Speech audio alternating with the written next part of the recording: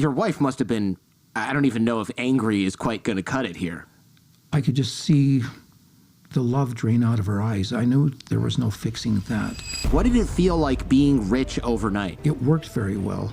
It kind of emboldens you a little bit. Now you got confidence that this is going to work. That must have been at least a relief, because now you're not going to get kneecapped by some gangster. It came off that press. When it dried, I felt it, and I thought, bingo, that feels like new currency. I can't believe it. So I read the book, as I mentioned before, when we were talking before the show, and I just, there's so many funny things in there that you could theoretically never get away with now, and there's so many great stories in here, and I just want to say it must have been kind of hard to write a book about all the places where you screwed up in your life, or a lot of the places, probably not an exhaustive list, a lot of the places where you made your biggest mistakes in life. And I don't know if I could do that. I don't know if I would have the... I don't know if I want to be that honest with myself. Does that make sense? Makes total sense. And I was reluctant at first as well. As you and I were chatting a moment ago, that it's a widely known fact that bad decisions make for pretty interesting stories. So yeah. There was a lot of conversation about this stuff with my best friend Mike, who suggested that we do this, and I was reluctant, you know. And it seems that long shadows, or our sins cast long shadows over our lives sometimes. And my friend Mike says, but you can't beat yourself up about that. Without those mistakes that we make, our lives would be little more than a paper puppet show. He says, the name we give our mistakes is experience. And if you can accept that, forgive yourself and move on and learn from it, then maybe there's something cathartic about this. So that was kind of the approach we took. And sure. And it was kind of cathartic to just open up, give yourself a little bit of self-acceptance and say, you know what, we make mistakes, and we move on from them. So, and on the plus side, your mistakes are entertaining, and that's what we're going to talk about today. Oh, that's very nice of you. Great. Well, then let's try and make it so. Yeah. Tell me how you went from essentially an art school grad to, and I'm landing on a little thick, I hope you don't mind, to a forger, to a con man with a postage stamp. You essentially turned on almost a dime, or a postage stamp, if you will, and that was the beginning of this whole thing. Yeah, that was my first attempt at counterfeiting. After art school, there was one potential job in Ogden, Utah. It was an advertising agency. They were looking for an art director. And they said, we don't want to see anything but a resume. And I thought, well, how am I going to stand out among the other applicants? And so the resume that I sent in, I said, if you're reading my resume, it's a testament that I know how to think outside the box, because I hand painted the postage stamp in which it came in. And they quickly grabbed the envelope and they were rubbing their finger over it and examining it. And my gosh, the postage stamp was hand painted. Mm-hmm. That's pretty damn creative. And so that made my resume stand out. And that was pretty fun. And I got the job. Oh, yeah, I was. We want this criminal on our roster. Yeah, we want this guy right now. He just saved 14 cents. So for people who are unclear about this, because at first I was like, wait, how do you draw a postage stamp? The answer is you're not supposed to do that, right? You go to the post office, you buy these books of stamps that stick onto things. And I know people over 40 are like, Jordan, are you really explaining this? Look, there's a lot of people who are under 30 listening to this show, and they probably have never seen a postage stamp that sticks onto things, because they're all printed now, right? Oh, that's right. Yeah. Yeah, I mean, I can't even tell you the last time I got a piece of mail where there was a stamp stuck on there that somebody had hand placed on there that wasn't, a barcode or some kind of thing rolled on there with a machine. This was 40 years ago. So, so you licked the stamp, you stuck it to the envelope, hand wrote everything. It was a different world back then. And you decided to, let's say it's a little American flag with, cannon on it or whatever the old stamps used for the first class mail. You basically just drew that so well that the post office went, yeah, that's a stamp, and sent that thing along. The machines or whatever they were using, or maybe it was human eye back then, just said, that's a stamp, and delivered the letter. So that was kind of the proof in the pudding that you were a good enough artist to get this thing done. But stamps are 3D. I mean, it's hard to explain. It's a sticker, right? So it's got the edge, at least, is 3D. You could run your finger over it or look at it and see that it was drawn on there. Or did you draw that too? I drew that too. I used a very, very fine sable brush. It happened at that time that the Postal Service had stopped printing dead presidents on the postage stamps. And this particular stamp, I thought it was beautiful. It was these exotic butterflies. And I looked at them and I thought, wow, whoever designed that did a hell of a job. And I almost wanted to recreate it myself. And I thought, well, why don't I? And on the serrated edge, I thought if I use this fine, fine sable brush and just put a hint of a shadow on one edge and a hint of a highlight on the other, and then just duplicate with precision, copying it line for line, stroke for stroke, using these tiny little sable brushes. It took several hours, but wow. But I pulled it off, and I thought, hopefully this will make an impression on whoever sees it, and apparently it did. So I got the job. I was really happy. Right, so it's not really good ROI for time if you're just trying to save on postage, but it was great ROI for time if you were trying to get a job, which was what you were doing. Correct. So now, you think nowadays if that happened, somebody would call the Secret Service or whatever, and you'd be that would be the end of your job hunt, I think, because you'd go to jail. Back then, they probably just went, "Oh, this clever little scamp. He drew the stamp on there. That's a felony, but whatever. We're willing to overlook that." Right. Yeah, I'm glad they overlooked it if it didn't pass their scrutiny. But I don't know. If you see 1,000 mail pieces in a day, I think you just pass it on, and that's for sure. That's it. For sure. I think it's more the confession letter inside the envelope that would have gotten you in trouble. True that. Okay, so you needed to stand out. You draw the stamp on there, and after that, did doing things like this, did forging or counterfeiting things, did that get easier, or was it just kind of like, that was a one-off, now I work at this company, I have no intention of doing that again? Yeah, I wasn't really planning on doing that again until I hung out a shingle on my own, and I thought, okay, I want to open up my own studio. Mm-hmm. And that little graphic design studio actually was an out-of-the-chute galloping success from the time that it opened. I got a couple of large clients, and they liked the fact that they could deal with me as a designer one-on-one, and they didn't have to go through, a chain of people. And it was a business school that was one of my first big clients, and they had an office in Ogden. They also had another school in Provo. And the work that I was doing for brochures and that caught the attention of their New York office, who was the head of, I guess it was a national chain of these little colleges. I won't mention the name because I don't want to get anybody in trouble, or sure, especially myself. Especially yourself. I was going to say, especially yourself. Yeah, no kidding. But he said, hey, we really like your approach to design, and you're making our school look really great. And I thought, well, terrific. And he says, we'd like to have you design the brochure that we use nationwide. And I thought, this is going to be great, because we had a little print shop as well.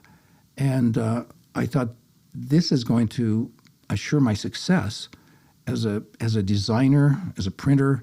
And we've got this one huge client that will feed us for a long time.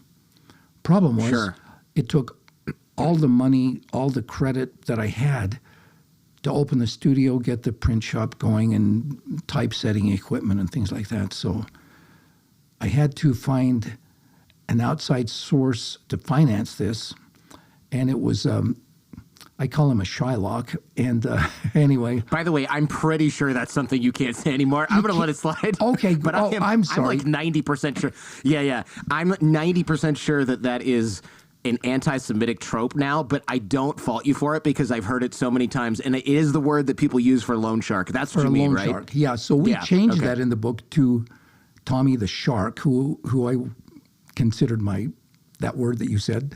I won't use it anymore because it's kind of funny in context. I want to be respectful. Sure. And so I went to a Loanshark, and I borrowed at a usurious rate of interest $10,000, which back in those days considering that, that Yeah. What year was this? this was in 1984. Okay, I'm gonna do an inflation calculation on that. 1984, $10,000. Yeah, that's 30 grand in today's money. So Yeah. that's an annual salary for somebody who's making, let's say, minimum wage. So that's a lot of money. That was There's a lot of money. getting around it. But I thought, okay, I only need this for 30 days. And so that's fine. I'll pay it and I'll be fine because this will be great. I mean, it's a national company. They're going to pay the bills and so forth. Mm-hmm. And I put my heart and soul. I mean, this thing had extraordinary folds. It had foil stamping. It had blind embossed. The logo looked sharp, everything. And this was before the days of, where you could fax things. Faxing was kind of rudimentary. I mean, it was rough. So I would send him line art and saying, this is the kind of photograph, this is where we show students this. And they said, great, it looks beautiful. We love the composition. We love the layout. This is going to be great. What I didn't anticipate, because I was trying to think nationally, I thought everybody's money spends the same. And so there was this really, really attractive black girl that was one of the students in the photo, and a muscular, well-toned Asian fellow who was also very attractive. I mean, these guys were model quality people that we used to set up for the photo shoot on this. Sadly enough, the old guy in New York, he was a Jewish fellow, and which surprised me because, he said, I can't accept this. This was after it went to print. I said, no. Why can't you? I says, you okayed everything. And he said, because you put a GD, pardon the expression, but back in those days, a Chinaman and N-word in my brochure. Jeez. I said, pardon me? That's terrible. I said, wait, and I started backpedaling like crazy. He says, no, he says, we try to keep our clientele, a cut above those kind of people. And he says, and you just threw down the welcome mat. And it's like, well, I said, with all due respect, I mean, you being of the Jewish persuasion, and that ignited something in him that he says, oh, so now you're calling me, he says, a Jew boy? And I says, I did not use that term. I said, I said, I'm trying to be as delicate as I can here. Right. And he said, you know what, this conversation is over and I'm not paying you for these brochures and I will not accept them. And I was flummoxed, I was flabbergasted, and I didn't know what to do. And I thought, I don't think there's any begging anything that I can do to resurrect this. And how am I going to pay back this Loanshark who was very menacing and frightening to me at a very usurious rate? And I thought, I may have just sunk my ship.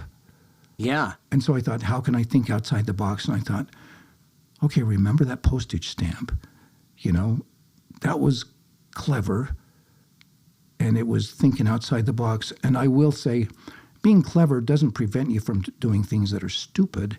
What it does is it enables you to do more grandiose forms of stupidity, which is what I did in thinking, if I can recreate a postage stamp, I mean, what is money other than paper and ink? And I know the bricks and mortar of printing. I know the wherewithal to do, I know paper, I know design, and all of a sudden this seemed like the most brilliant idea that I could have thought of to solve a problem. I will say it is a little surprising to hear how this man reacted, because you're right. Jewish people, a lot of people are cringing right now. I am also, of Jewish descent, so I feel like I'm qualified to talk about this, hopefully without offending half the planet. Typically, well, first of all, even in the civil rights era, Jewish people and people of color, African Americans, stood side by side during that movement, largely. So it is a little bit more surprising You know, when you hear like old white dude, you think, okay, maybe there's some racism, generational stuff. But when you hear old Jewish dude, yeah, you have like a higher percentage of them being a little bit more tolerant, you would think. Sure. And also New York, the guy in New York City, typically also even more sort of so. liberal. I agree. So it's surprising that he reacted that way. He sounds like just kind of, you know, a piece of crap.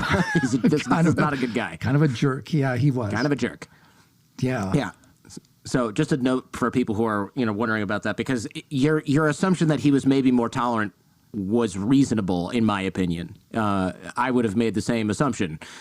An older Jewish guy, yeah, he's going to love this, especially that he okayed everything. But well, I didn't see the Chinaman on the front because you sent him written description or whatever of the brochure. Sheesh. So this Loanshark guy, how do you meet somebody like this in the first place? Because you don't seem like the type of guy. First of all, you're Mormon, correct? Correct. So these guys, it doesn't seem like Mormons and loan sharks are hanging out in the same.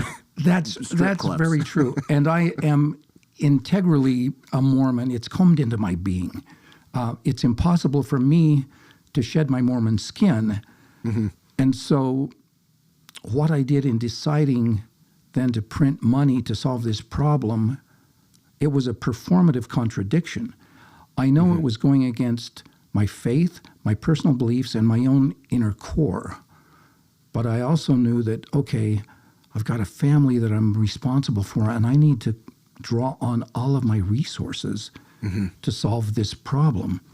And so I thought, that's what I've the way got to do it. I mean, it was like my moral compass was finally was lying somewhere in a magnet factory. I mean, right. I didn't know which way to turn at that point. Yeah, desperation. Yeah. Yeah. But the loan shark, how did you even meet this guy? You don't walk around going, hey, does anybody know anybody who will lend me a ridiculous amount of money at a ridiculous interest rate? How do you find somebody like this? Surely somebody pointed you his way, or did you grow up with this guy? I mean, where did this guy come from?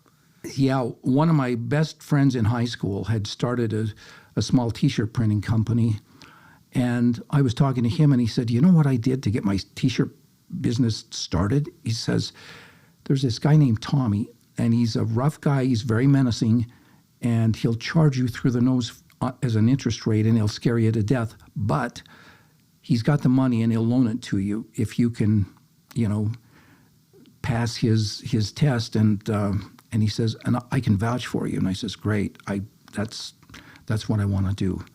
And so anyway, it was a referral kind of thing, and we got together, we met, and he says, okay, I'll loan you the money, and he did. And where did you meet him? I know you met him in a place that not a lot of Mormons maybe hang out, or do right. they? I don't know. No, they don't. Yeah, that's part of the contradiction. He wanted to meet in Salt Lake City at a stripper bar near the airport. And I said, really? I mean, I'd never been inside a stripper bar, and I didn't know what to expect. And it wasn't quite as raucous as they are nowadays, probably, but they had a little bit of standards. But anyway, we met in a stripper bar where he chose to conduct business. That was his office. And at the time, I didn't understand that at all. As it points out in the book, he didn't really observe the strippers or pay any attention. He would sip on a beer. I was drinking Coke because of my, background. Mm-hmm. And he chose that place because that's where he could read people.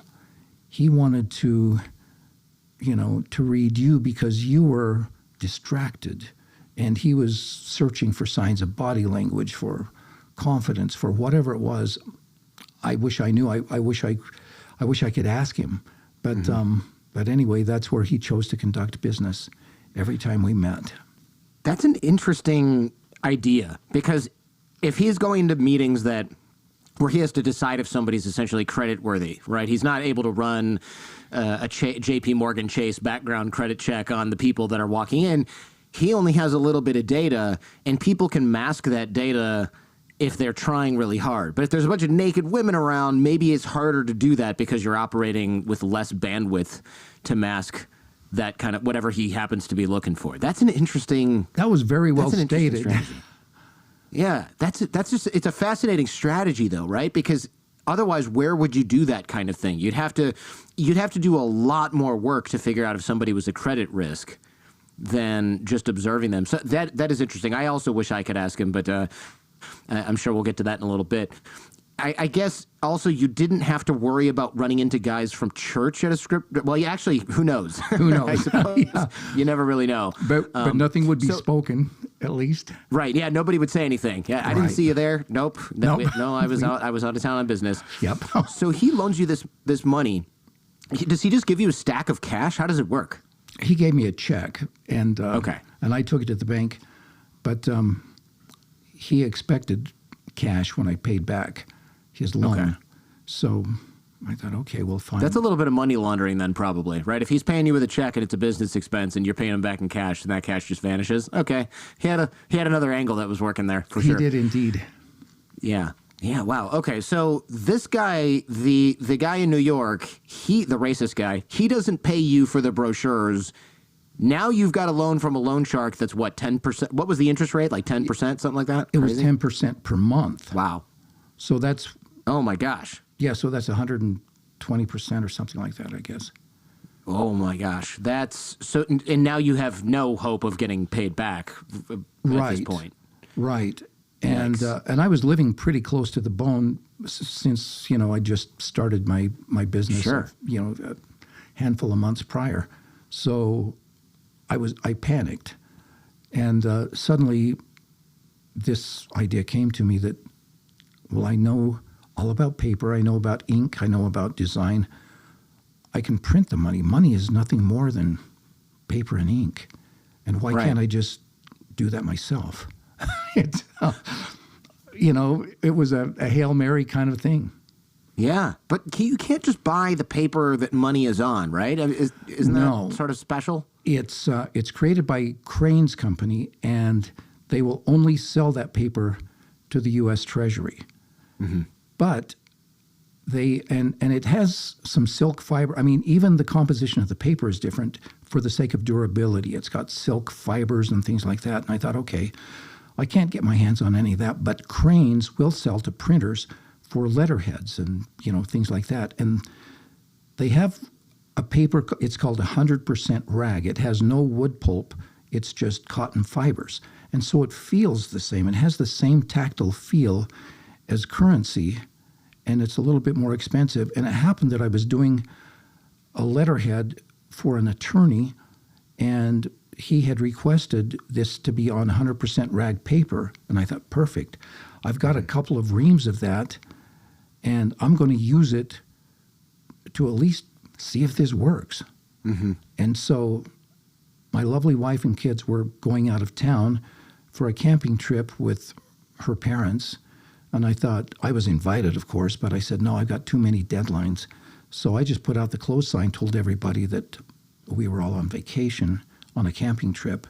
And then I went to work to see if I couldn't just produce, at least give it a shot. So the paper was white. And I thought, but I can print the background color of money. And I have a good eye for color, so I can match it perfectly. And I went to work mixing the inks, and I printed a full bleed, solid background color of money. And it worked. And so all of a sudden, I got a little hope. I thought, well, I've got the paper now, except that as I looked at these bills, they've got these red and blue silk fibers running through them. Right. Yeah, the real bills have those tiny little, minuscule. hairs, basically. Right, hairs. And I thought, well, if I printed the background, couldn't I print those little hairs? And so I went into the darkroom. We had a little black piece of carpet, and I pulled some fibers out of it, put them on my graphic camera, and I shrank it down to 25%, which is as small as it would go back in those days. It was before computers. And I photographed them. I shot a plate, and I thought, okay, if I print these red and then flip it upside down and print it the opposite way in blue, let's see what happens. It worked beautifully. And I thought, okay, so now the fear was kind of evaporating because I was getting caught up in the creativity. I will say this, the essence of creativity and crime are both based on uncertainty. And the farther you get away from uncertainty, the more you move into a realm of fear. and I'll get into that later because you're moving into the realm of risk, I guess is what I'm saying. And yeah, I would love to hear more about that because this is, well, let me back up a little bit first. When you made this work, you must have been pretty excited because I know the feeling of getting something to work. You got this theory. No one else has ever done it. You didn't just look it up. You figured it out yourself, and then it works. You kind of get a little bit giddy. Did you have a feeling like that? Like, oh my gosh, I'm going to do it. That is so perceptive of you because that forced out all of the fear. All of a sudden, I had something by the tail here, a masterpiece by the tail as far as I was concerned. Now, the creative side of me just completely took over. It's like scratching a creative itch. Okay, let's see what we can do here. So now, how can I reproduce this? I had this graphic camera, so I thought I'm going to use photographic, technique as much as I can, except that looking at the fine engravure of printed money, I thought, wow, they make this really hard because there's so much detail in this. And I realized every time I try to photograph this, I can hold a shadow dot in the highlight area only if I, overexpose it, but I have to underexpose it. So I started making little masks to put over the face of Andrew Jackson so that I could overexpose this part, underexpose that part. I see. And little by little, it's like, damn, it works. This looks perfect. Yeah. And I've got the little fibers. I've got the black ink. The quality of the printing is excellent. And I thought, damn, but it doesn't feel the same. What's missing? I got the paper. It's like currency. New bills feel like very fine sandpaper. Yes. Yeah, right. And it just happened that one of my clients was a jeweler. And she owned a jewelry store, and she offered free diamond ring cleaning. And it was just something that she mentioned to me one day when I was in there. I said, what is this stuff? And she says, oh, that's when I clean rings, it's got this vacuum attachment and a polisher, and it pulls all of the residue off, and I sort through it, and I get little scraps of gold and diamonds and stuff. I use the gold to fix fissures in the rings and so forth, but the diamond dust, it's just ground up diamonds. And I thought, for some reason, I just thought of that stuff, and I thought, it wouldn't dissolve if I mixed it in the ink because it's little minuscule dusts of diamond. Right. And it's so fine, it probably wouldn't gum up my press. So I asked her, I says, hey, what do you do with that stuff? She says, I throw it away. You want some? I says, yeah, I do. Do you mind? And she says, yeah, take all you want. So anyway, I took this little bag of this diamond dust, took it back, put it in the ink, stirred it around. I thought, let's see what happens because it's so fine. It's like baby powder, but it wouldn't dissolve.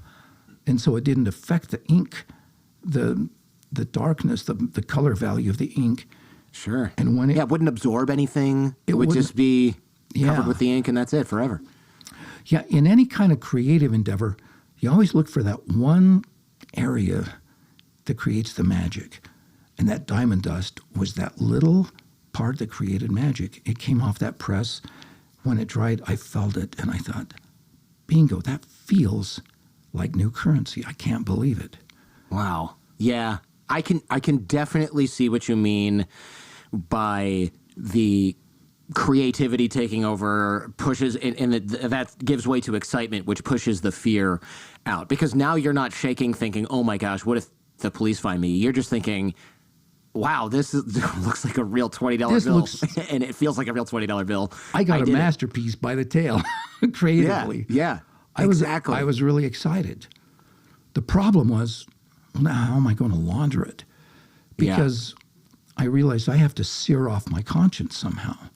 Mm-hmm. But in searing off my conscience, I thought, but how do I mask my anxiety? That's really hard if you've grown up the fair-haired Mormon boy your whole life, and now all of a sudden you're not just a naughty child, you're a first-rate sinner. You're doing something, across the line. This was not your first attempt at forgery. What's this about report cards that you had created for friends as something like a business back in the day? I want to hear about this because I think it's kind of funny. You know, of course, you would never think about doing this as an adult, except for the fact that you ended up using your art skills for the dark side a little bit when you were a teenager as well. Yeah, that's exactly right. My mom was 46 years old when I was born, so I was essentially being raised by someone of other kids' grandparents' era. Sure. Well, penmanship was very important back in those days. And so my mother, who was also a school teacher, had been really strict about teaching us really, really good penmanship. Well, it happened that my penmanship matched the penmanship style of the previous generation. So being raised in Ogden, Utah, which is a ski town, we wanted to go skiing every chance we could. And so that meant we had to slough school. So I could write these really, really well-crafted excuse notes that looked like it was legitimately from someone's parents, because kids of this generation don't write with that kind of penmanship. And so I thought, well, this is easy, so I can please excuse, my son Ralph's, absence from school. He has a dentist appointment, a doctor appointment, a whatever. And it worked. And pretty soon, kids that I didn't even know were coming to me asking me for excuses. Mm-hmm. I need to slough, I need to go skiing, I need to do whatever. And anyway, it worked really, really well. The problem was my friends, we were skipping so much school, right, that we were going to be grounded for life if we couldn't get our grades up. Right. And so we also, nobody's teeth are that clean, right? Right. Come on. I've been to the dentist 4 times this month. That's exactly right. So now the grades are slipping, and how are we going to fix that? And I thought, well, if I can forge these excuses, how hard would it be to forge a report card? A little bit of, paper and ink again here. So I started manufacturing for my wayward friends report cards, and I'd sell them. I'd say, hey, for $1, I'll get you the excuse to get you in and out of class, but then I'm going to have $5, and that was a good chunk of change to get you a day on the weekend. $15. Yeah. Oh wait, actually no, it's more than that. What year was this? This was in 1967, 68. Oh, I'm doing the inflation calculation on this right now. Why not? How much? Okay, you said $5 for a report card. Well, that's $47. Yeah. Holy smokes. So that'd get you a ski pass in those days. Oh yeah. And so anyway, but it was worth it, And the well-heeled, students in the class would come and say, "Okay, I need a report card," And I say, "Okay, but it's going to cost you $1 to get because we got to have your parents' signature on your real report card with a note that says, I promise my son will do better." And, it was a little bit of a business. It certainly gave me dating money on the weekend, and so I was happy, and it worked really well until one of the students ratted me out. And from that point on, my feet wore a virtual path to the principal's office, and I was in really some pretty serious trouble. And I cannot imagine. That must have been a really big deal, because not only are you forging the notes to get people out of school, then you're forging the fake report cards, then you're forging the parent signatures on the real report cards to say they saw them. I mean, this is just the sort of definition of a slippery slope, right? And you're making one problem that begets another problem, and suddenly you're just in way over your head. It was only a matter of time till you got caught, for sure. That's true. But when you're that young, you don't have the ability to assess risk the way that you do when life gives you more experience. And so to me, it was just a lot of creative fun, I guess. So growing up Mormon, all I really know about the Mormon church, well, I know a few things here and there. A lot of blonde people, a lot of getting married when you're like, 20 and having a huge number of kids. Huge number of kids. And the mission where Well, I'll run into Mormon kids in the middle of places where, honestly, tourists should not generally be going. Yeah. and they're standing on the street corner with a sign that says free English lessons in Albanian or whatever. And I'm like, what are you doing here? Did you do one of those? Yeah, I did. I went to Brazil. Oh, cool. And I outlined Wow. some of the experience, of what that was about. And Yeah. they give you a crash course in the language and expect that you're going to pick it up more fluently as you go through, and it was great. But when you get there in a foreign country and you're just dropped off, I remember in the book I pointed out, it sounds like everybody's talking at once. And, I felt like they sounded like a bunch of parrots whose crackers had been laced with crystal meth. I mean, it was like, I can't understand anybody, but anyway. I think even Brazilians feel that way. I don't know. I'll have to check my inbox after this. It's going to be full of interesting notes from people of all various faiths and nationalities. So, how long are the missions? Are they 2 years? 2 years, 1 year? yeah.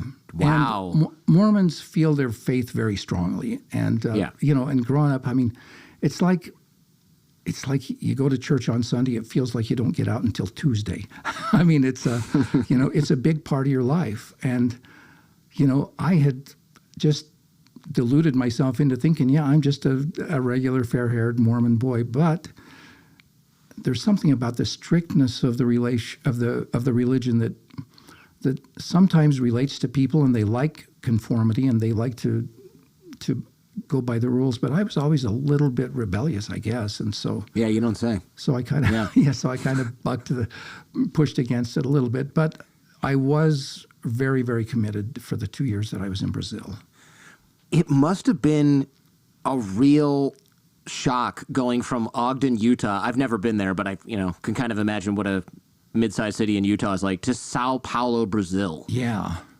Which at the time I think had 7 million people. Right, it's probably huge. 3 times that size now. But that's a place that when you see it from satellite pictures or from YouTube, you just go, this is pure chaos, right? It's just pure chaos. Ogden, Utah, it makes Ogden, Utah look like a rural farming village. I mean, it's just the size difference alone, and the traffic and the air quality and the music. I mean, it's just got to be, I can't imagine more night and day, Ogden, Utah and Sao Paulo, Brazil. That is so perceptive of you. Yeah, that's exactly what it was. It was a huge cultural shock. But and I thought, it is so rigid the way that it's organized. It's like being in the military, and you wonder if this impressive 2 years if it's ever going to end. But I had a moment where I was really, really wrestling. Am I going to do any good here? Mm-hmm. And it was. I pointed this out in the book. My companion, you're assigned a companion that you're with all the time. I mean, you feel like a Siamese twin practically. You never get space alone unless you go to the bathroom. But we'd had a hard day of, talking to people. We were walking home. It was late at night, and a light rain was falling. And I says, let's duck into this little neighborhood bar, just get some hot chocolate or something just to kind of keep us going. And when I was there, this young black fellow, he was maybe early 20s. He had no shoes. He was wearing just a pair of shorts, no shirt, but he had a bucket of crabs, and he wanted to sell these crabs to the owner of this little neighborhood bar. And he stuck his stick into the bucket, and one of the crabs grabbed a hold of it, and he's swinging it around, saying, "Look how fresh my crabs are." And of course, he's speaking in Portuguese, and it dawned on me as he's saying, "Estes caranguejos son frescos." I thought, I understand what he's saying. Little by little, the language barrier had been evaporating. And everybody in the bar they were clapping at this little one-man impromptu circus show. And we were laughing, and the owner came out, shook hands, showing that a transaction had been made. Everybody was clapping. I thought, I can't have an experience like this in the United States. I mean, I'm looking at the cobblestone streets that are wet and shiny, and the halo of the street lamps, and I thought, this is magical. And I've got to embrace everything that's different from my culture and throw myself into experiencing this culture. And it was extremely stimulating, and it made all the difference in the world to me. And so I enjoyed every moment after that. I can imagine as an artist also, just having a lot of new input is valuable into your brain. Yeah, that's very true. That is so true.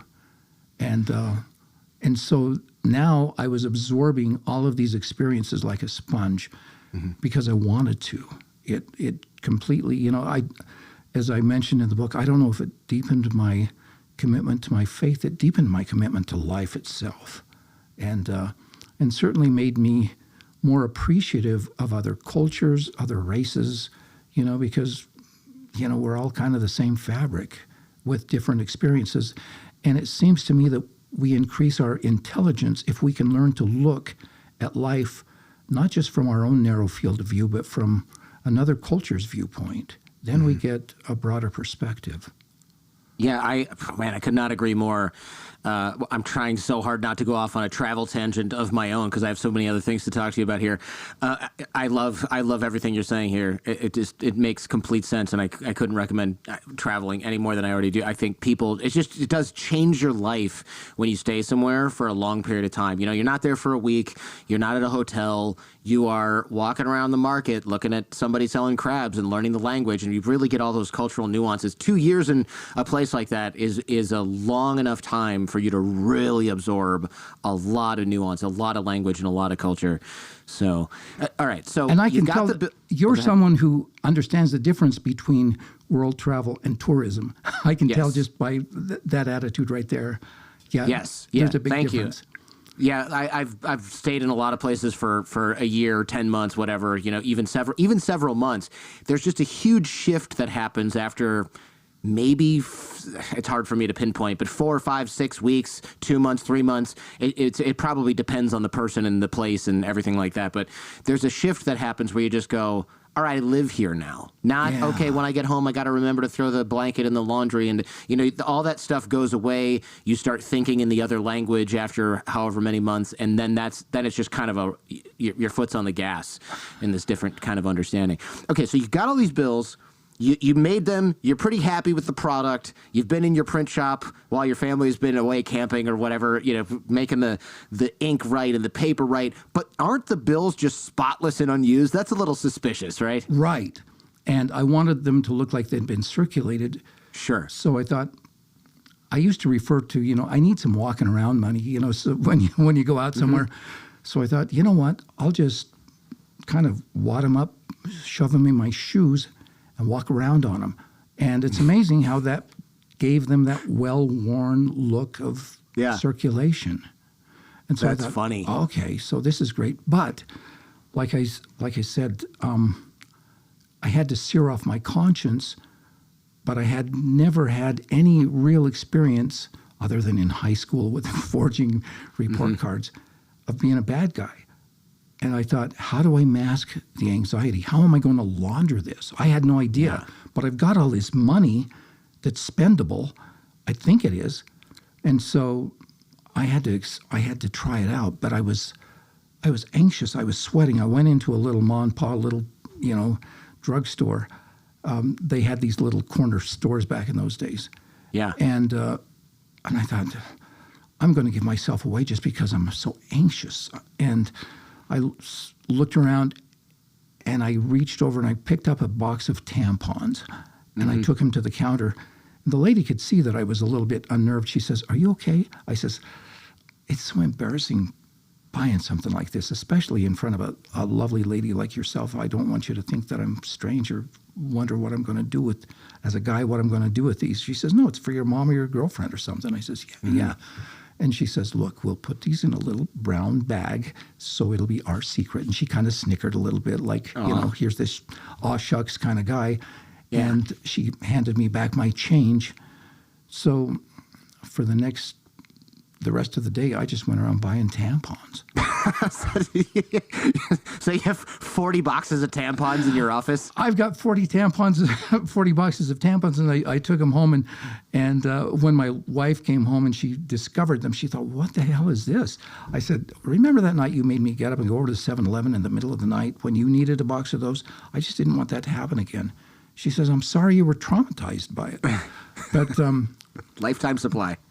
yeah, but as I mentioned, the essence of creativity and crime are based on the uncertainty, and the more you get away from uncertainty, the more you get into the realm of risk. And that's frightening at some level, but at some other level, it becomes very bracing, even stimulating. And that's what I found out. The more that I got used to this, I realized, how do I explain this? So after I bought a bunch of tampons and it worked very well, it kind of emboldens you a little bit. Now you got confidence that this is going to work. And so now you kind of spread out and try different avenues.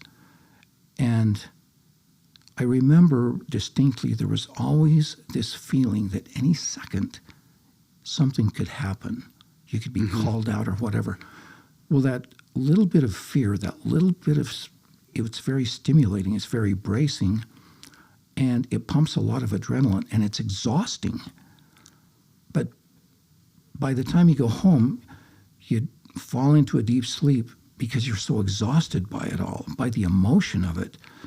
But then when you wake up in the morning, you realize your feet can't wait to get back and feel that again, feel that stimulation, feel that risk, feel the adrenaline pumping through your veins.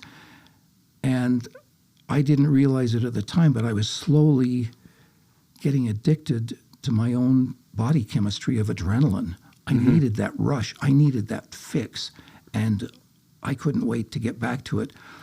Biblically, there's a passage that said two things that God hates. One is a lying tongue. Another is feet that are quick to run to mischief. And I didn't realize, but I'm getting some foot trouble, and I'm living exactly what God doesn't want you to live. How ironic and coincidental that you are literally putting the money on your feet to make it look weathered. And that Bible verse. Yeah, no wonder that was fresh in your head. Feet that are quick to run to mischief and or stepping on literal forged $20 bills. By the way, did they smell like feet? Were you spending foot-smelling money? I'm sure they did. But money has kind of a crappy smell anyway. It does. Yeah, it does. I can just imagine her being like, what is that? What is that smell? And why is this slightly wet? Where have you been keeping this money? It's just kind of a funny visual. Like, man, this guy's so nervous. Even he's sweating through his pants pockets. The money's down. Oh my gosh.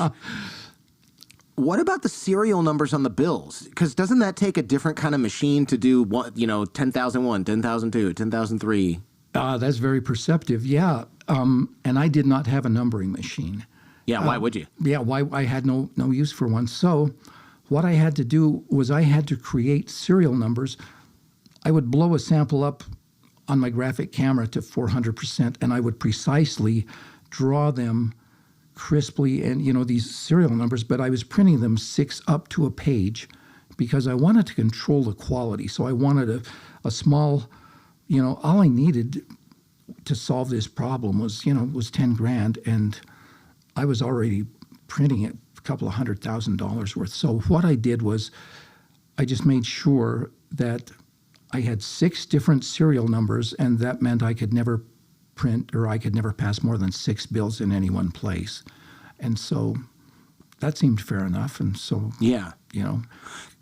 And I assume you didn't just pay the Loanshark back with a stack of fake $20 bills with the same serial number on them either, right? So No. you had to buy the tampons, get the change back. And did the tampon thing do the trick? Did you just eventually collect the 10 grand that you needed in the time that you needed it? That wasn't moving fast enough, and Sure. And I could see that my time deadline, I had 30 days to do this. My lovely wife and the kids got home from their little outing up in the mountains, and she says, "How's business?" "Fine, everything's fine." I lied, and I said, "In fact, things are so good." I says, "You know what I want to do? I want to get away my own self. Maybe take the weekend. Let's run up to Sun Valley, Idaho," because I thought, okay. In Sun Valley, Idaho, I mean, come on, it's Idaho. A bunch of farming communities and people like that. If something quacks like a duck, walks like a duck, it's probably a duck. So I thought, Idaho would be a safe bet because I don't want to spend a lot of this in Utah. So I went up. Oh, yeah. I went up, Ogden, Utah, you might run out of tampon shops, yeah, right? Quickly. Right. How many tampons can you buy in Ogden before all of a sudden? Before people start giving you side eye. Oh, Yeah. exactly. So I went up there because I thought, let's get out of this state. If anybody ever starts looking around, they'll look in Idaho. So we went up to Sun Valley, and my then wife, she gets up early, goes to bed early. By 10 o'clock, she wants to hit the sack. And I said, you know what? I want to run over to the Idaho State Fair because it just seemed like a good place to at least try it out. Yeah. And the hawkers, the gawkers, whatever, those guys that, hey, buddy, you look like, come on over here. You look like you're a sportsman. Let's see if you can throw a basketball. It's like, you know what? That'd be fun. Maybe I can win something, but all I got is a 20. Hey, that's fine, man. I can break change. I can make it. And so because he's taking in all these 1s and 5s and 10s, so he's looking for a way to get rid of some of them. And so he welcomes taking a $20 bill. And I'd shoot the baskets and say, I guess I'm no good at shooting baskets. And I'd love to stick around to try it again, but my girlfriend's waiting. I got it, and every guy can relate to that. You don't want to anger your girlfriend. But you walk to the next one. Hey, man, you want to come over and throw some, pitches at jugs? And it's like, yeah, let's, Anyway, it's amazing how quickly you can launder a lot of money, for $1 throw at a state fair. Yeah. And I had to keep going back to the car to unload all of this currency, stash it under the seat of the car and so forth. And I was quickly amassing a good deal of money. So I thought, I want to do that again. So I put on a baseball cap and a jacket, and I went back through, and nobody seemed to recognize me. They didn't recognize you? That's pretty. Or they just didn't care, because that's like a baseball cap and a jacket. Not an amazing disguise. No, right? It's not an amazing disguise. Yeah. But hey, their job isn't to pay attention to anything. That's but true. Collecting some money and getting some sucker to chuck a ball. So anyway, that worked better than anything. And so I bought a gym bag and I just stuffed it full of the cash. And I realized, okay, when we go home, I've got my date with Tommy the Shark coming up, and I pretty well got the money that I'm going to need.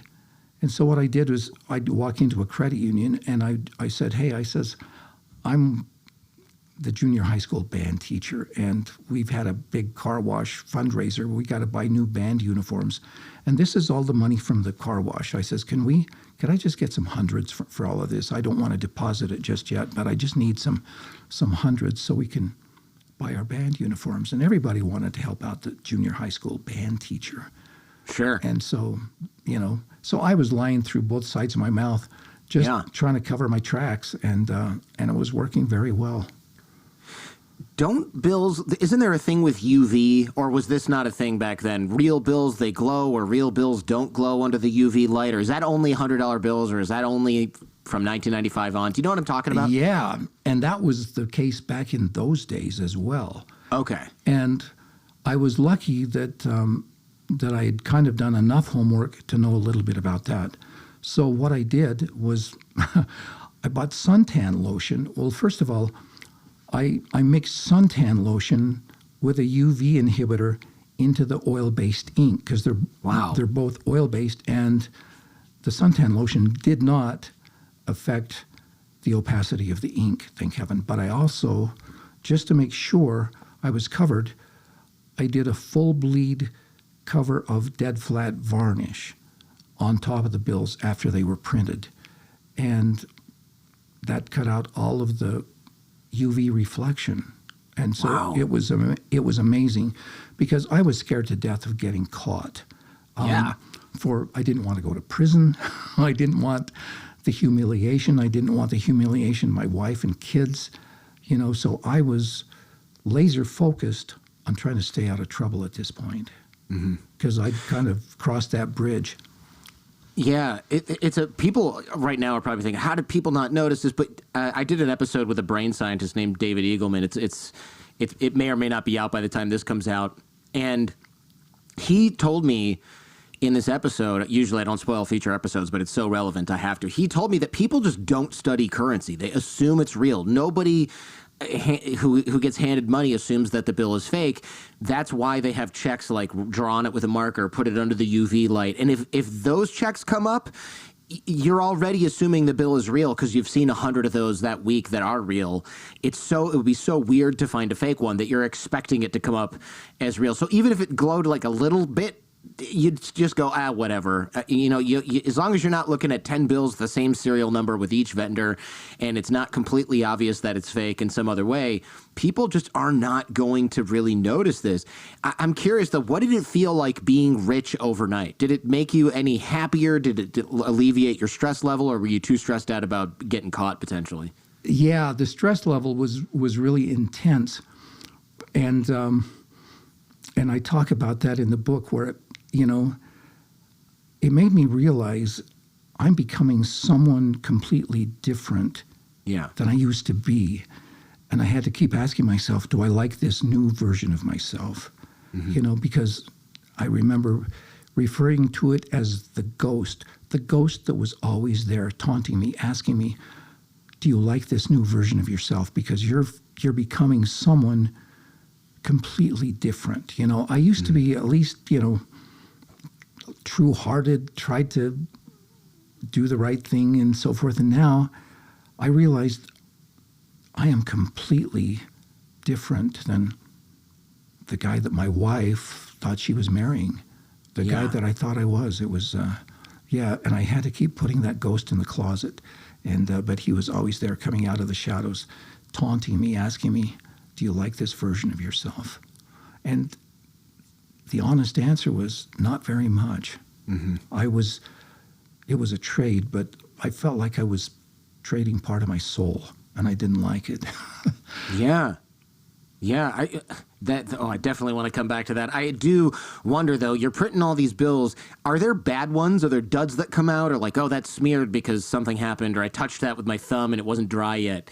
What do you do with those? There's got to. I assume you got to inspect all these bills and make sure that they look good, right? Because that's how you get caught. Is you have a thumbprint on one of your bills or something. They have to be perfect, and so I went through and with an eagle eye, everything that looked even remotely suspicious that went into it, because you're printing these off, by the hundreds, and so it's okay. But then you're exactly right. What do you do with the bills that don't pass muster?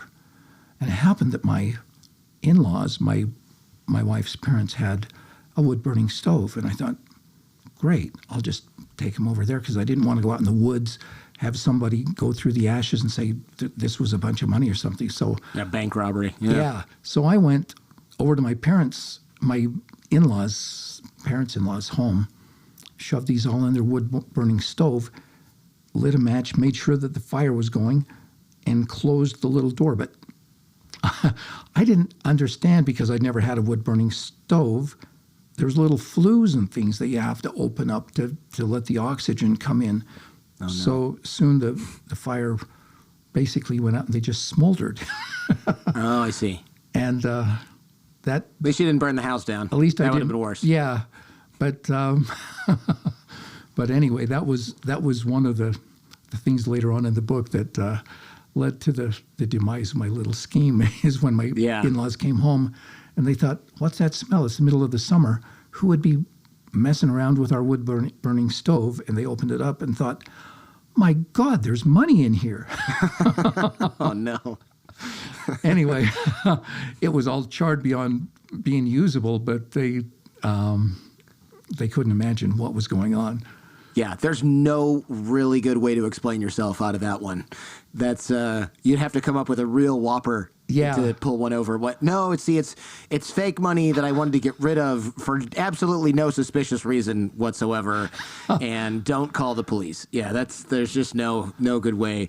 So you eventually pay the Loanshark back, right? Right. With the laundered. So how did that feel? That must have been at least a relief, because now you're not going to get kneecapped by some gangster.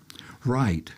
And I showed up at the little, strip place that he always wanted to conduct his business. I had under my arm a cigar box that I had procured solely because it just fit these rows of $100 bills.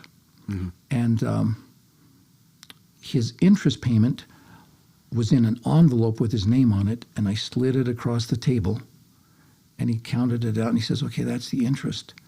And he says, and what's with the cigar box? You know I don't smoke. I says, I didn't think you would want me walking around with this much cash, and I opened it up, and he could see it was full of bills, and so I put the lid down, and he just said to me, he says, you're all right, Swain. And he put the bills where he could hang on to them, and I could tell he gained a certain level of respect because he had heard through the grapevine that my big project had gone haywire, and he was wondering, how are you ever going to pay me back? And so he thought, okay, is he just going to make interest payments for the rest of his life, or how's this going to work? And anyway, so I guess it gained a certain level of respect and confidence with him. And then you stopped printing the money and lived happily ever after. No, that's not why we're here, unfortunately. So how long did you print the money? Because you kept printing it after that, right? I kept printing it. And there's a side of me that's very empathetic. And the fellow that I bought the press from was a great guy. And he was a horrible businessman, but a really, really decent guy. And he had some financial problems. He had sold me his press so he could get a job, but he wasn't making the money he was making when he had his own business. And he was in arrears on his home. He was afraid it was going to get repossessed. And I said, hey, look, I said, I might have something that'll help you. It helped me out of a jam. And let's do it free. I explained to him. His wife said, no, there's no way in hell we could do that. But I guess they went home and discussed it and slept on it, because the next day he called me and says, thanks for inviting me, and can you do it just so I can make enough money to pay off my house? And I says, yeah, let's do it. So anyway, I said, let's just swear to each other, I don't know you, you don't know me, you go your way, I'll go my way, and we'll hope for a happy outcome. He went, instead of to some backwoodsy place like Idaho, he went to Las Vegas, where people know money and it's very sacred to them. And they've seen all kinds of shady gangsters and mafia and criminals come through with fake bills and fake checks and fake everything. Exactly. Yeah. And he wasn't a gambler. He didn't go to the casinos. He went to the little strip malls. He and his wife, and she would be on his heels. He'd grab a pack of gum. She'd grab some chapstick, and they'd each pay with a 20.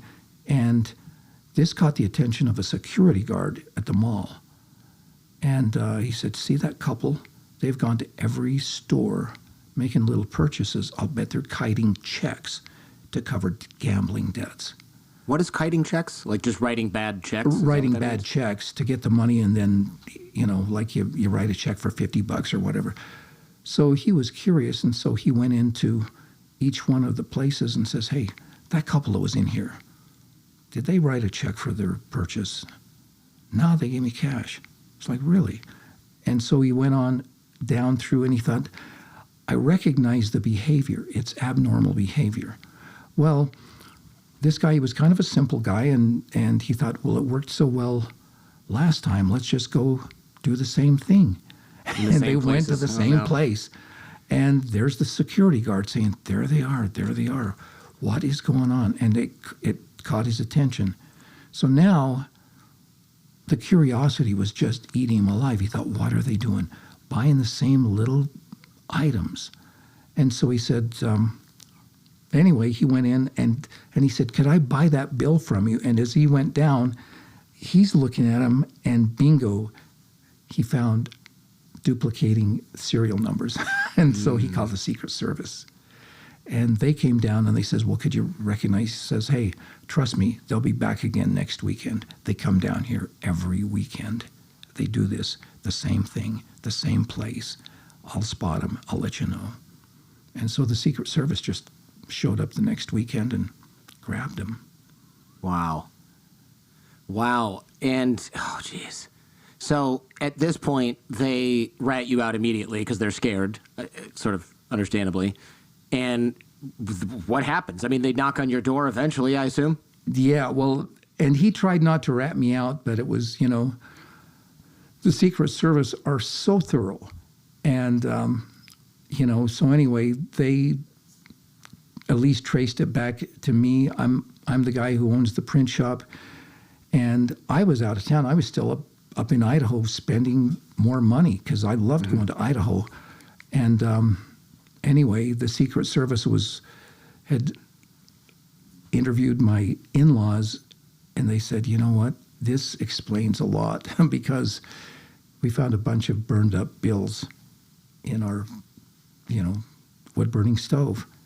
And so, at that point, I can't lie my way out of this. There isn't an alibi big enough. And so I had to just come clean. And I said, yeah, you've got the right guy. And I says, and the other fellow and his wife, I won't mention their names, they were accomplices, but I'm the guy that you want. So I at least, gave myself up. It's time to just give myself up and go peaceably. I assume that they went, yeah, right. Where's the international organized crime syndicate that's helping you do this, right? Because it's pretty impressive that you printed all these bills. They're of this quality. They passed the UV test. They got the diamond dust in them. I mean, it just doesn't seem like a thing you do in your garage or your print shop. It doesn't. Yeah, these weren't printed by your uncle in the basement. What was going on here? And the Secret Serviceman that was in charge, his name was Roger Rodak, a really wonderful gentleman, also a Mormon, and I apologize to him for being such a failure in representing the faith that we both adhered to. But he was intrigued by it all, and he asked me 100 questions, 50 of which he knew the answer to. And he pulled me aside. He says, I got to tell you, he says, under different circumstances, you and I would be very good friends. He says, one thing I respect, you never lied to me. He says, I asked you so many questions. And I said, well, you know what?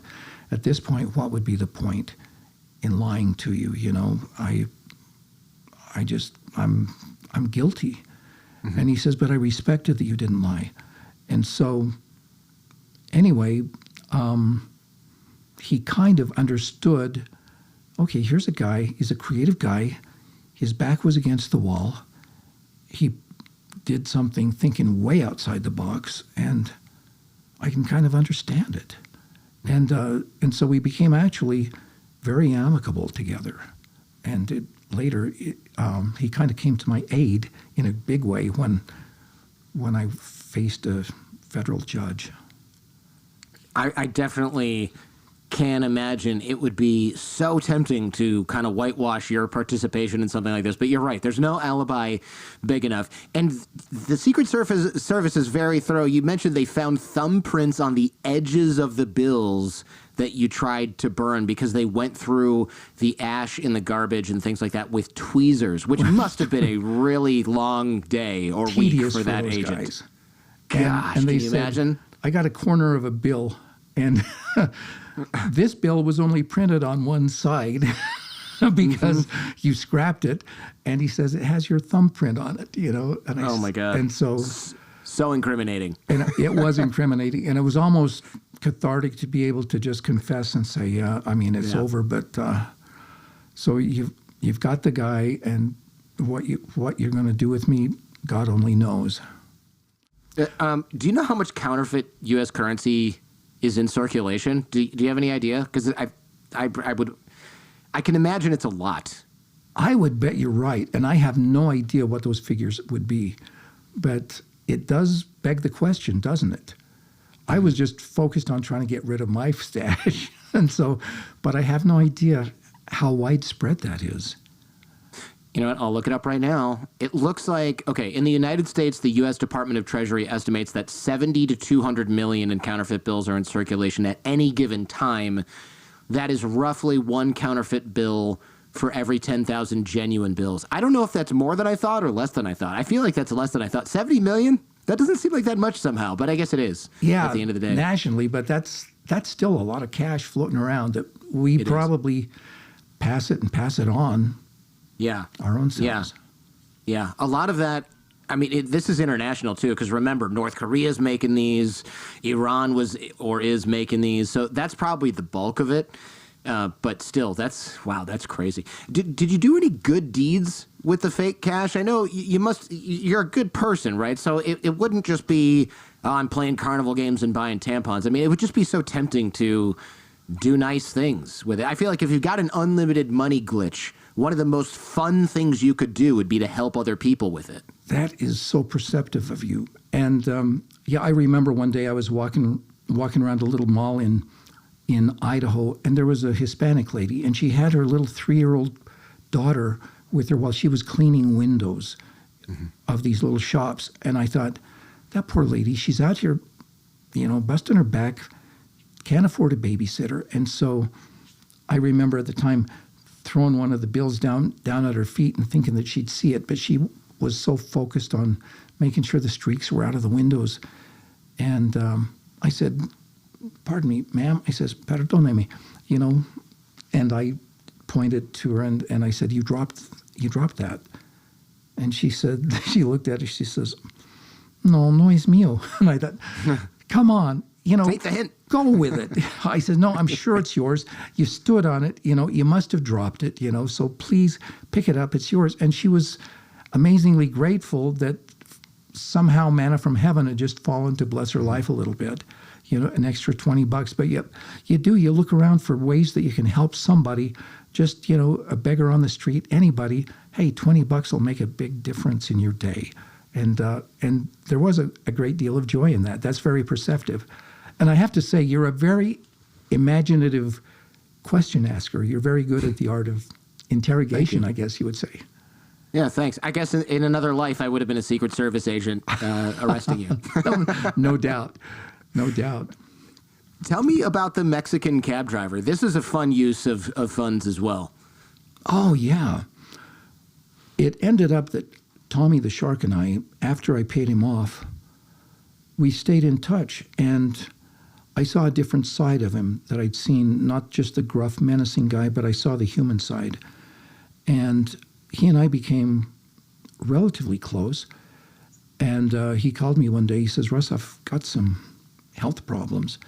And I don't know how serious it is, but I want to go get away, explore. He says, I want to go to Mazatlan. You speak pretty good Spanish.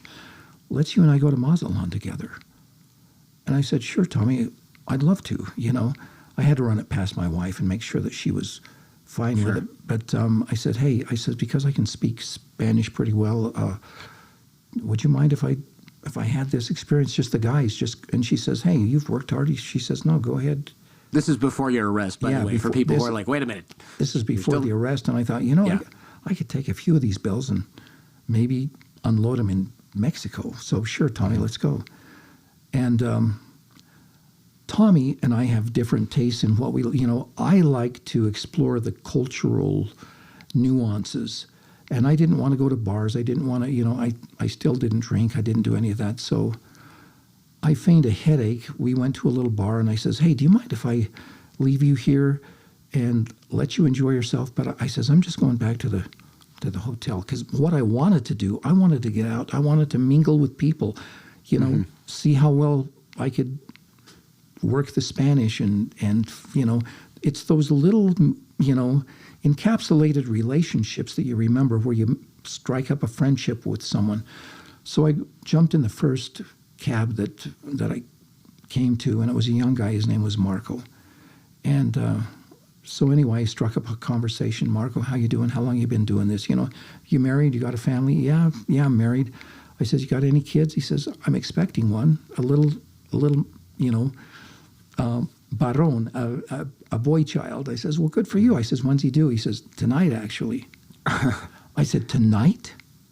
I says, what are you doing here? He says, well, she's at the hospital, but her parents are there. I says, Marco, I said, you know what? I said, you're going to have an empty ring finger thinking the way you're thinking right now. This is the biggest moment of your life so far, seeing your firstborn be born. I said, how much do you make? He says, no, I have to work. I can't afford to take a night off work. I says, you have to. How much do you make in a night?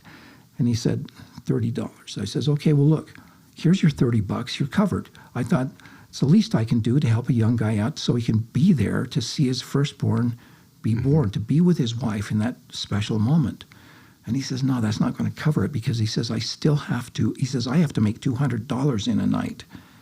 And I thought, all right, so maybe some of these fake 20s, at least 6 of them, would help, you know, because my heart went out to this guy. I says, okay, now I'm commandeering this. I says, call your boss, do whatever you got to do. If you have to, you know, feign sickness or something, but drive me to the hospital. Drive me to where your wife is giving birth, and pray to God you're not late. And he says, really? I says, yeah. So he says, well, this is nice of you. So he says, what are you going to do? I says, I'll just get another cab. I'm fine. He says, no. He says, look, you talked a lot of sense into me. Come up and meet my wife. And I thought, all right, now this is the kind of cultural experience you want, you know, kind of, you would have done the same thing, Jordan. And I says, I would love to meet your wife. So we go up the stairs. While she's in labor. Yeah, really. Hi, who's this stranger in the room? No, thank you. That's so funny. But as we were walking down the hall, you know, her eyes lit up because she was in the bed. She could see us coming because the door was open. And she says, Marco, somehow I knew you would come. Aww. And her parents were there looking very, very grimly at him, saying, it's a damn good thing you came, you know. And so he turned around and very silently mouthed to me the word gracias, you know. Yeah. And I just nodded, and I said, so I went in, I shook hands with the in-laws, met the lovely wife, and I said, you know what, I'm just a friend of Marco's. I wanted to make sure that he could juggle everything around and help him so that he'd be here on this special night. And anyway, it made a big difference. And so he says, well, look, let me walk my American friend to the door here. And so he walked down the hall. And he said, hey, he says, you made such a huge impression. I had Hispanic friends back in Utah. They couldn't say the name Russ very well, so they called me Rocks, you know, because it was easy to say. And anyway, I had shared that with him, and he says, I like that. He says, I want you to know I'm going to nickname my little son the Little Rock after an American friend who helped me tonight to usher him into the world. And it was a big deal. It was kind of fun. Yeah. It was exactly the kind of flavor that I was looking for, and I never forgot it. And he probably doesn't either. That must have been, that has to be the best and most fun use of the money, other than getting kneecapped by a gangster. All right. Yeah. Wow. That so, was terrific. okay. Secret Service catches up to you. You get arrested. The agent is impressed that you didn't lie to him, but that's not getting you out of jail, out of trouble entirely. No. There's surely there's fallout from the family too. Like your wife must have been. I don't even know if angry is quite going to cut it here, right? I mean, she must have just been like shocked and devastated, horrified. like, because now there's a big breach of trust. Like, Right. who are you?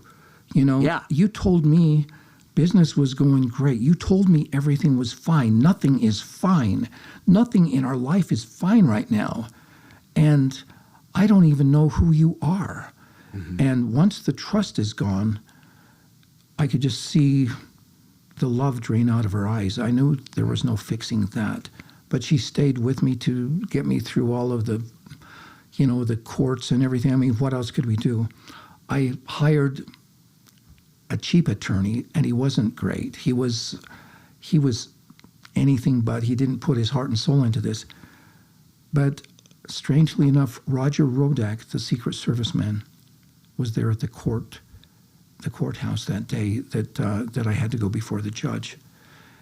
And the prosecuting attorney did a very, very convincing job.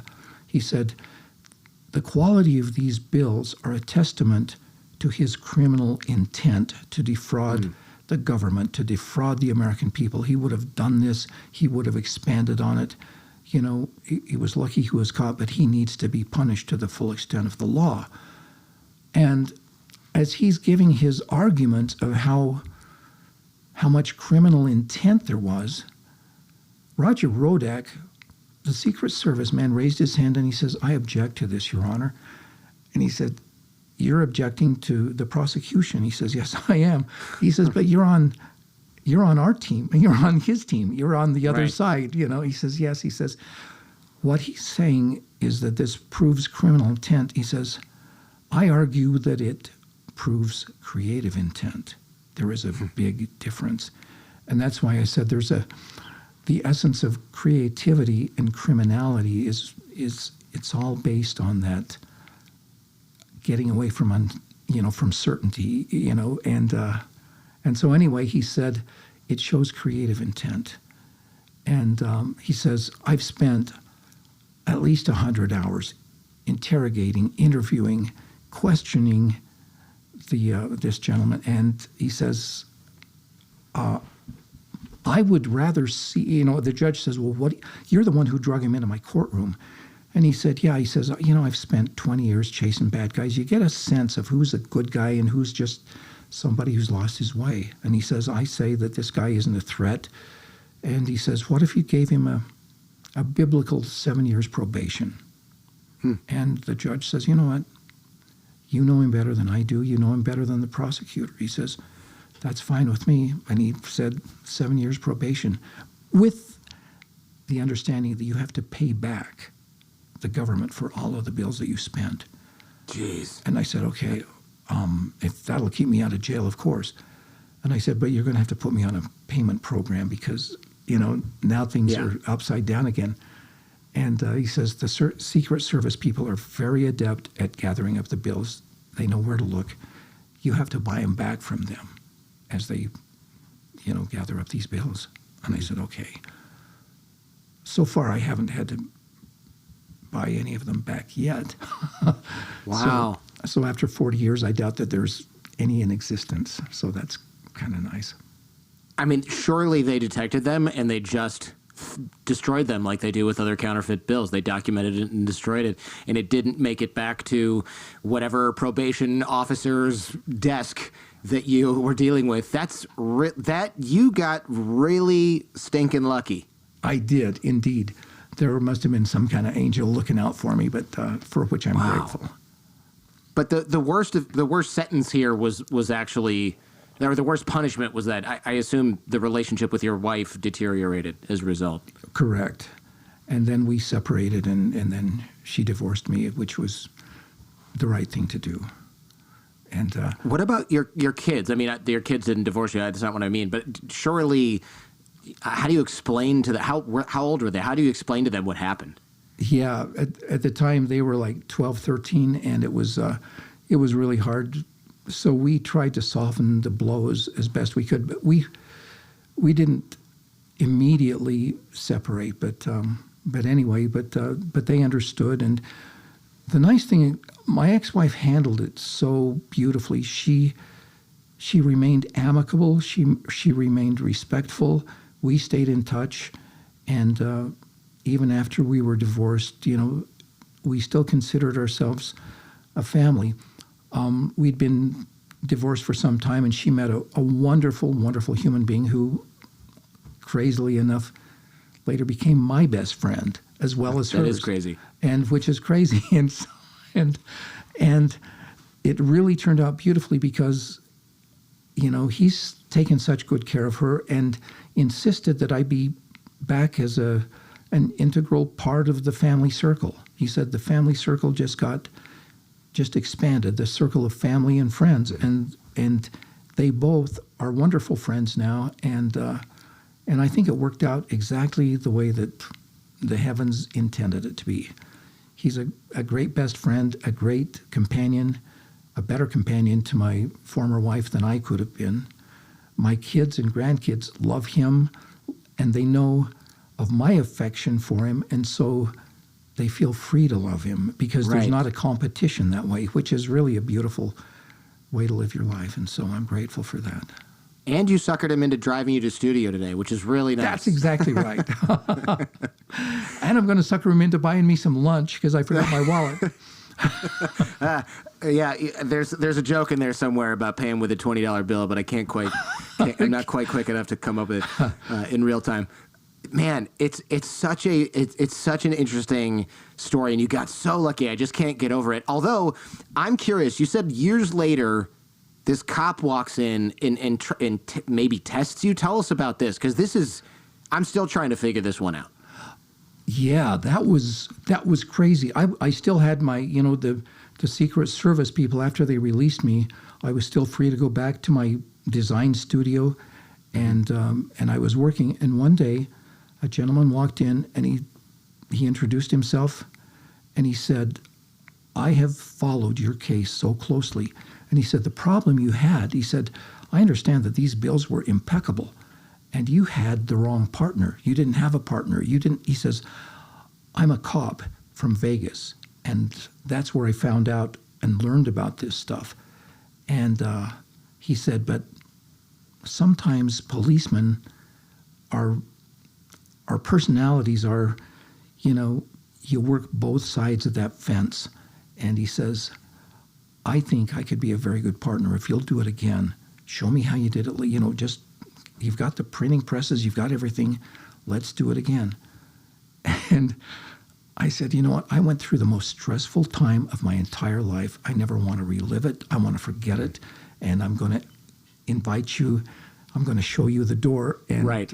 And I didn't bite. I never knew if he was a plant or if he was real. I'll never know. But I'm glad that I wasn't tempted. Yeah. He probably walked out and got into that Secret Service agent's car and went, "Oh, I think you made the right decision. You told me to get lost." Yeah. Yeah, maybe so. I hope that was Wow. the case. But How long after the trial was this? Was it years later, months later? No, this was months. This was a couple of months later, and I was Wow. back with my nose to the grindstone, and I was scrambling to try to salvage my business, my marriage, whatever I could do.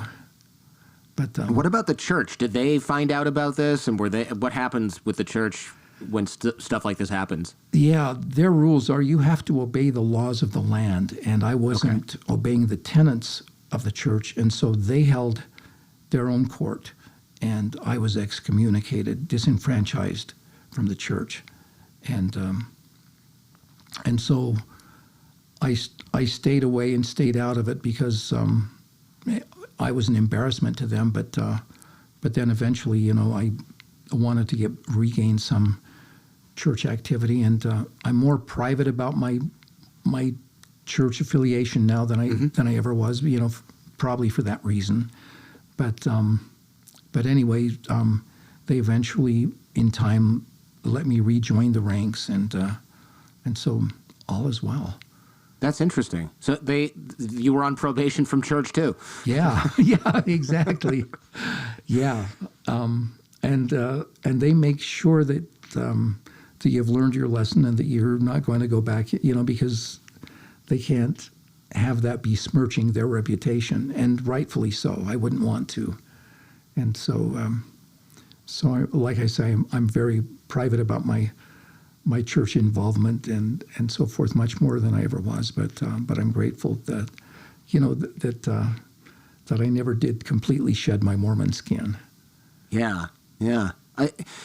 As we wrap here, I'm very curious about this. It sounds like your old principal gave you a chance to forge one last item. Yes, I'm so glad you asked that question. Years later, this was 25 years after I'd graduated from high school, a knock came to the door. I opened the door. It was my old high school principal. I was shocked. I said, "Principal Snow." And he looked at me and he said, "Rusty Swain." That was what they called me, my friends back in the day. I said, "Am I still in trouble, Principal Snow?" He says, "Rusty, you have never, in my book, been out of trouble." He says, "You see these few gray hairs that are remaining? You put the gray in them, with all that mischief you got into back in high school. But I brought you some good news, Rusty." I says, "What is that?" He says, "I brought you an opportunity to atone for all that mischief." I said, "Well, please come in, have a seat, tell me how I can do that." And together, we concocted a little scheme that he needed a counterfeiter for. He had been, before he was principal, he was the coach at the New Ogden High School, very, very classy high school in Ogden, Utah. The first $1 million high school ever built on this side of the Mississippi River. And It was elegant in its Art Deco architecture. And anyway, he was in college a state champion quarterback for the football team and he was offered this job to be the head coach at the New Ogden High School. And he instigated a rivalry between Ogden High School and another high school. It was called Weber High. And as a trophy, he had found this earthen jug, had a sign painter doll it up and create the artistry on it that said the Little Brown Jug Champion. And that was the trophy that was passed each year to the winner. And he said, after I retired, because there were fights breaking out in school, we canceled that competition. And I always wondered, but what happened to my trophy? Mm-hmm. And so nobody seemed to know where it went. And so I was asking former students, former teachers, anybody know where that trophy went? And anyway, finally a janitor came to him and said, I think it's in a box in the basement, a storage room of the Weber County Library. So he asked for permission to go through all these boxes. And one day, it was like looking for the Holy Grail until one day he found it. And tears welled up in his eyes. He was emotional about it. This was a part of my history. I want this to be permanently displayed in the Ogden High School trophy case. And no sooner had it been displayed there, given a place of honor, but the coach at Weber High said, I think that belongs in our trophy case because we won more games than you guys did. Well, he took umbrage. He was really offended at that because it was his creation. It was his tribute to his, legacy. And so he said, Rusty, he says, I got to give him something. So here's the trophy, and I want you to make one identical. And I said, and I'm forgiven? He says, you're forgiven. And we had the most fun, and we bonded over this fun little mischievous prank to pull on the coach at Weber High School. And he, gave it to him and said, hey, give it a place of respect. Whereas the real trophy, he built a special case for it, and it's in the teacher's lounge where only the administration can enjoy it and see it, but it's in its proper place at Ogden High School. And I promised I wouldn't divulge that to anybody as long as he walked the earth. And he passed away a few years later, and so now I can talk about it. That's really funny. So somewhere, if Weaver High School is even still called Weaver High School and is still around, there's a jug there that everybody thinks, oh, it's from us winning all those championships against Ogden, and it's just something you made in your garage. Yep, that's exactly right. People have since asked me, were you tempted to make two and keep the real one? And I said, no, I wasn't going to do that. No, it's not valuable enough to do. And also, this was you finally getting into the good graces of that principal who had one out for you for decades. And becoming very good friends through it all. Yeah, it was great. Well, Russ Swain, thank you so much. You're a great storyteller. It's one of the things I love about this is when you talk to a mafia guy or a criminal, right, they have this little edge to them that, they got that little kind of criminal edge. You just don't have that. You've got the Mormon guy thing going on. I made a $20 bill and I painted a postage stamp and then the Secret Service arrested me and they found... it's just the way you tell the stories is so funny because it's so unassuming. And I think that might be one of the reasons you got away with it for so long is everybody went, he is not a counterfeiter. Next, right? That's very kind of you. I appreciate that. Thank you so much. It's been a joy.